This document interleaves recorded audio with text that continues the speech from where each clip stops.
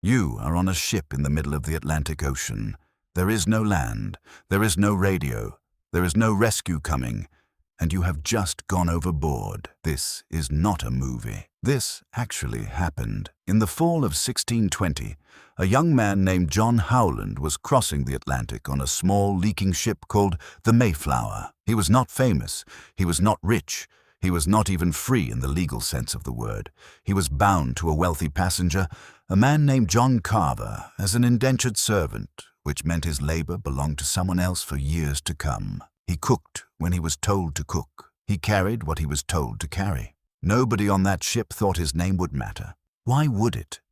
The Mayflower was never supposed to be this dangerous. It was built to haul cargo, wine, cloth, timber, not human beings across an ocean. It was never designed for a crossing this late in the year, when Atlantic storms turn brutal and unpredictable. But the Pilgrims had already lost time they couldn't afford to lose. Their sister ship, the Speedwell, kept leaking and had to turn back to England, not once but twice. So in September of 1620, more than 100 people packed themselves below deck on a single vessel meant for barrels, and they sailed into the worst possible season anyway. Below deck, there was no privacy. There was no sunlight. There was the constant groan of straining timber, the reek of vomit and seawater and unwashed bodies, and a ceiling so low that most adults couldn't stand up straight without stooping.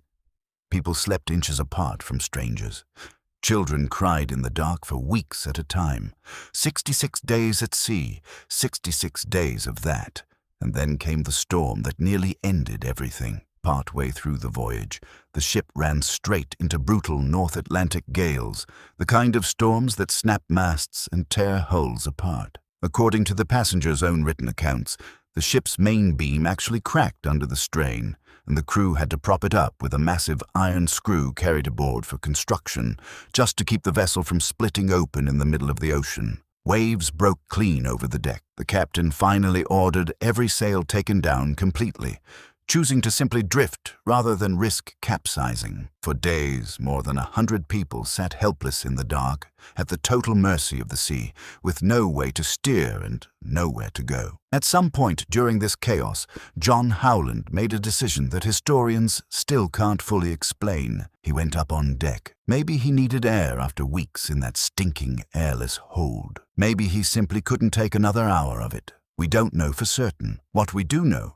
from the ship's own surviving passenger accounts, is that a wave slammed into the deck and threw him straight overboard into the freezing Atlantic Ocean in the middle of a storm, hundreds of miles from any shore in either direction. Think about what that actually means. No life jacket, no harness, nobody diving in after you. Just you and black churning water, and a ship that was already struggling not to break apart on its own. By every reasonable measure, John Howland should have died in that instant. Most people thrown overboard in a storm like that simply do not come back. The cold alone can stop a human heart within minutes. But as the sea pulled him under, his hand closed around something. A rope. The ship's topsail halyard, trailing loose off the side, had drifted just close enough for his fingers to reach it. He held on. The crew spotted the rope pulling taut and worked frantically to haul it back in, dragging him through the churning water, fighting the waves the whole way until someone finally managed to hook him with a boat hook and pull him back over the rail. He had swallowed seawater. He was likely half frozen and barely conscious. But he was alive. Here is the part that should stop you completely. If that rope had drifted 3 feet further from him, if his fingers had slipped even once in that cold, if the wave had hit half a second earlier or later, pulling him under before that halyard reached him, John Howland disappears from history entirely. No grave with a marker, no mention beyond a name buried on a passenger list that future historians would have no reason to look at twice. Instead, he lived, and what happened after is the reason you might actually recognize his name, even if you've never heard it spoken before today. Howland made it to Plymouth that November. He survived the brutal first winter that followed, the one that killed nearly half of everyone who had made that same crossing with him. Historian Nathaniel Philbrick, who has written extensively on the Mayflower's voyage and its aftermath, has described that winter as one of the deadliest stretches in early colonial history, a season in which entire families were wiped out within weeks of first stepping onto land. People died faster than the living could bury them. Howland didn't just survive that winter. He built an entire life on the other side of it. Once his years of indentured servitude ended, he became a free man in the colony, no longer bound to another household's name. He married another Mayflower passenger, a young woman named Elizabeth Tilley, whose own parents had both died during that same brutal winter that nearly took her too. Together they built something out of almost nothing. He became a landowner. He became a merchant, trading goods along the New England coastline. He took on official roles in Plymouth Colony, helping shape the earliest institutions of English settlement in America.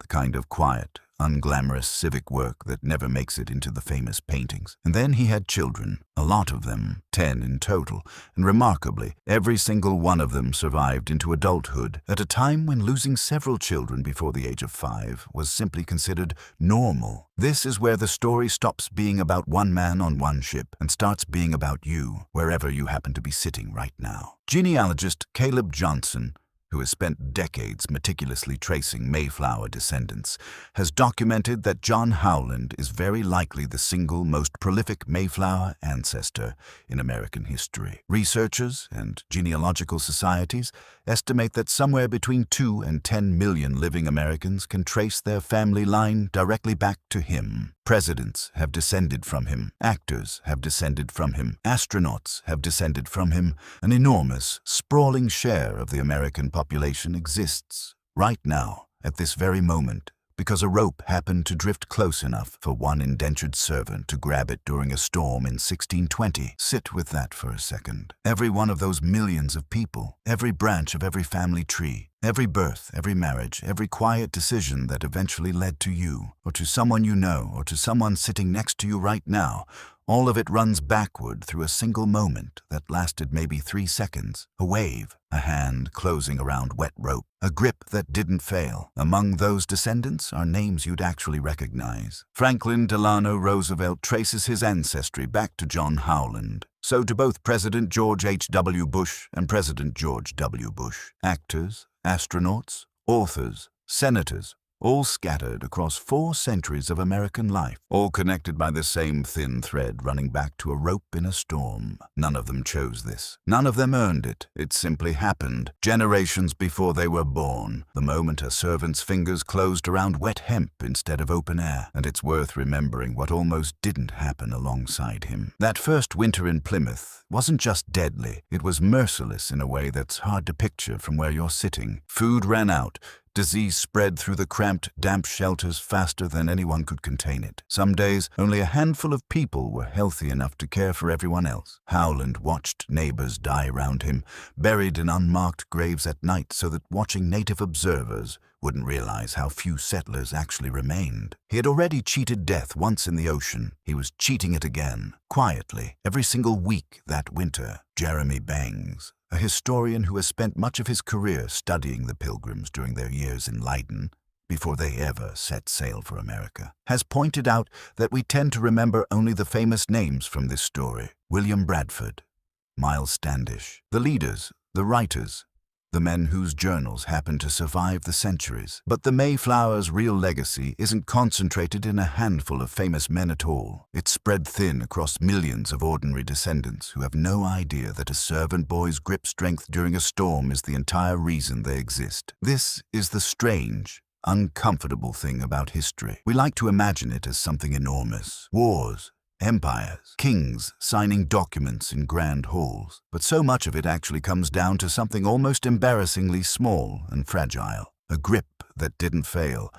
A rope that happened to be exactly where it needed to be. A person who, by every statistical likelihood, should not have made it through the night.